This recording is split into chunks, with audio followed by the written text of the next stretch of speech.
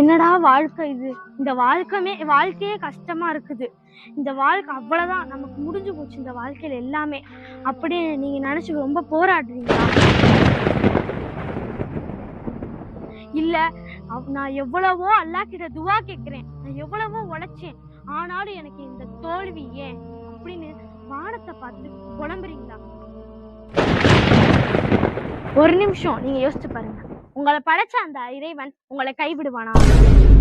நீங்க பார்ப்பது ஒரு வாள், செவுரு, ஆனா அல்லாஹ் உங்களுக்கு வச்சிருக்கிறது தான் ஒரு ஏணி, லேடர். எனக்கு இது மாதிரிலாம் சொல்லிக்கிட்டு இருக்கும் போது எனக்கு ஒரு ஹதீஸ் தான் தோணுச்சு. அந்த ஹதீஸை மட்டும் நீங்க கேட்டீங்கன்னு வச்சுக்கோங்களேன், வாழ்நாள் திசையே மாறிடும்.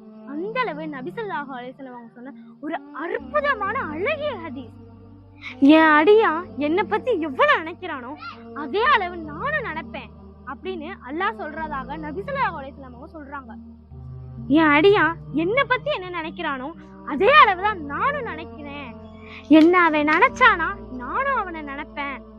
தளர்ந்து விடாதீர்கள், கவலைப்படாதீர்கள், சிரமத்துடன் தான் எளியதும் உள்ளது. அல்லாஹ்வின் அருளில் நம்பிக்கை இழக்காதீர்கள் அப்படின்னு அல்லாஹ்வே தன் திருமறை குர்ஆன்ல சொல்றான். நம்மளை பார்த்து இப்ப நிறைய பேர் சிரிக்கலாம், ஆனா அவங்க எட்ட முடியாத தூரத்துக்கு நம்ம வந்ததுக்கு அப்புறம் நம்மளை பார்த்து வாயடைச்சு நிற்பாங்க. கவலையெல்லாம் காத்த அனுப்பிச்சு விட்டுட்டு அல்லாஹ் கிட்ட முசல்லாவை விரிச்சிட்டு துவா கேளுங்க, நடக்கும். போற்றுவோர் போற்றட்டும், தூற்றுவோர் தூற்றட்டும், நம்மோடு அல்லாஹ் இருக்கிறான். அஸ்ஸலாமு அலைக்கும்.